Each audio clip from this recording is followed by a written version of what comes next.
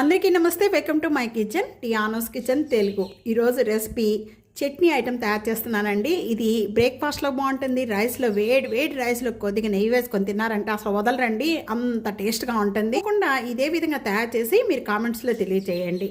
ఈ టమాటో కొబ్బరి పచ్చడి అండి, చాలా టేస్ట్గా ఉండే పచ్చడి తయారు చేస్తున్నాను. లైక్ చేయండి, వీడియోని సబ్స్క్రైబ్ చేసుకోండి, నలుగురికి వీడియో షేర్ చేయండి. ఓకే ఫ్రెండ్స్, రండి ఇది ఎలా తయారు చేయాలో చూసేద్దాం. టమాటా కొబ్బరి పచ్చడి తయారు చేసుకోవడానికి ముందుగా ఇక్కడ నేను ప్యాన్లో 2 టేబుల్ స్పూను ఆయిల్ యాడ్ చేస్తున్నాను. ఆయిల్ బాగా కాగిపోయిన వెంటనే 1 టేబుల్ స్పూను పల్లీలండి. పచ్చళ్ళలోకి పల్లీలు యాడ్ చేయటం వల్ల చాలా అంటే చాలా టేస్ట్గా ఉంటుంది. ముందుగా పల్లీలు అనేది కొద్దిగా వేయించుకున్నాము. పల్లీలు వేగతాకి టైం పడుతుంది కాబట్టి లైట్గా వేగిన తర్వాత, లైట్గా వేగిపోయిన వెంటనే కూడా టేబుల్ స్పూను మినపప్పు యాడ్ చేస్తున్నానండి. దీంతో పాటు పల్లీలు కొద్దిగా వేగిన తర్వాత యాడ్ చేసుకోండి మినపప్పు. ఈ పప్పులు 2 వేగిపోయిన వెంటనే 1 టేబుల్ స్పూను ధనియాలు యాడ్ చేస్తున్నాను. ధనియాలతో పాటు 1/2 టేబుల్ స్పూను జీరా కూడా యాడ్ చేస్తున్నాను. 4 లేక 5 పచ్చిమిర్చి మధ్యలో ఇలా కట్ చేసేసి వేస్తున్నాను.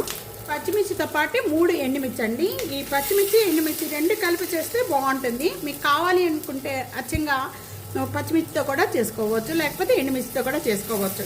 అలాగే 3 వెల్లుల్లిపాయ రెబ్బలు, వీటితో కొద్దిగా చింతపండు అండి, ఇంత చింతపండు, 1 కప్పు టమాటా, 1 కప్పు కొబ్బరి, పచ్చి కొబ్బరి. ఇవన్నీ మగ్గుతూ ఉండగానే 1 రెమ్మ కరివేపాకు ఇలా వేయటం వల్ల అండి మనకి హెల్త్కి చాలా మంచిదన్నమాట. మధ్యలో మనం తాలింపులో వేసుకోవడం వల్ల ఏముంటుందంటే తీసేసి పడేస్తూ ఉంటారు. ఇలా వేసుకోవడం వల్ల మన స్కిన్కి కానీ హెల్త్కి కానీ చాలా మంచిది కరివేపాకు. ఈ కొద్దిగా కొత్తిమీర, వీటితో టమాటా ఇవన్నీ కూడా బాగా మగ్గిపోవాలి. ఓపెన్ చేద్దాం మూత. టమాటా అంతా కూడా బాగా మగ్గిపోయిందండి. ఈ విధంగా మగ్గిపోతే చాలు. ఇప్పుడు దీంట్లో 1/2 టేబుల్ స్పూను పసుపు యాడ్ చేస్తున్నాను. టేస్ట్కి సరిపడా salt, 1 table spoon salt add చేస్తాను.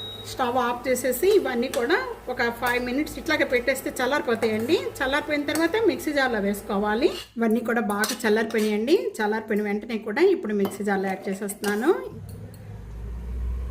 మిక్సీ జార్లో వేసిన పచ్చడి అంతా బాగా మెత్తగా చేసుకోకండి, ఈ విధంగా చేసుకుంటే బాగుంటుంది. నేను రైస్లో కానీ ఈ విధంగా చేశాను. మీరు కావాలనుకుంటే బ్రేక్ఫాస్ట్లోకి అయితే కొద్దిగా పాల్స్గా చేసుకోండి.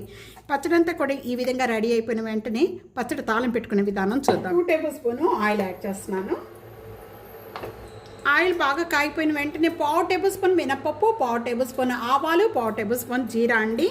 ఎండుమిర్చితో పాటే కొద్దిగా కరివేపాకు, కొద్దిగా కొత్తిమీర, చిన్న పీసెస్గా కట్ చేసిన కొత్తిమీర, ఇంగువ యాడ్ చేస్తున్నానండి. మీకు ఇంగువ కావాలంటే యాడ్ చేసుకోవచ్చు, లేకపోతే లేదండి. ఇంగువ యాడ్ చేయడం వల్ల చాలా టేస్ట్ వస్తుంది.